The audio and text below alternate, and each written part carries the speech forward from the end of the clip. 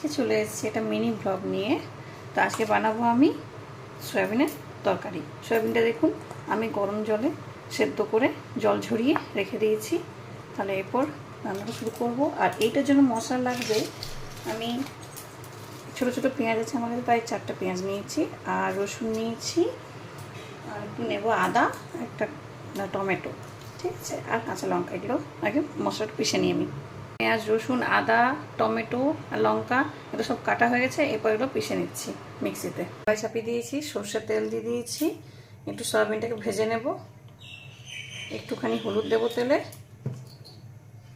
আর একটুখানি নুন দেবো। এরপর সয়াবিনটাকে দিয়ে আর একটু ভেজে নেব। সয়াবিনটা আমার ভাজা হয়ে গেছে, এরপর আমি নামিয়ে নিচ্ছি। কড়াই চাপিয়ে দিয়েছি,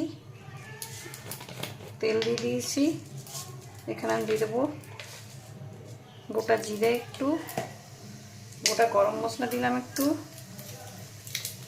একটা তেজপাতা আর একটা শুকনো লঙ্কা ভেজে যাক।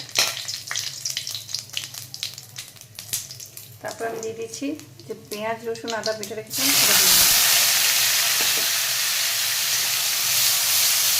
এরপর দেবো আমি হলুদ পরিমাণ মতো, নুন দেবো পরিমাণ মতো,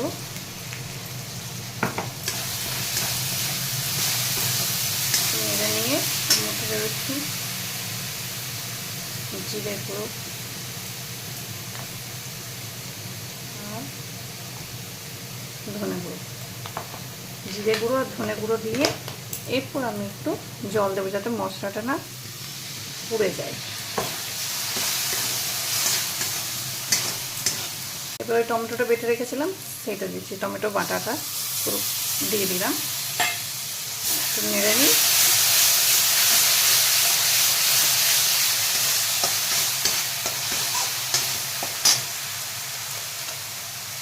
একটু লঙ্কার গুঁড়ো দেবো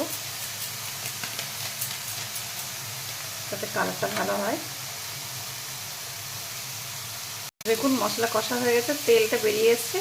এরপর আমি সয়াবিনটা যেটা ভেজে রেখেছিলাম সেটা এটা দিয়ে একটু মশলার সাথে সয়াবিনটা কষে নেবো ভালো করে। তো দেখুন আমার কষানো হয়ে গেছে, এরপর আমি এটাতে জল দিয়ে দেবো।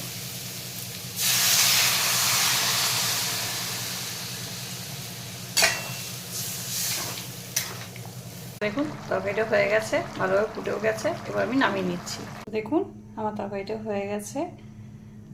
তো আমার এই ছোট মিনি ব্লগটা আপনাদের কেমন লাগলো এবং রান্নাটা কেমন লাগলো, রেসিপিটা আমাকে জানাবেন।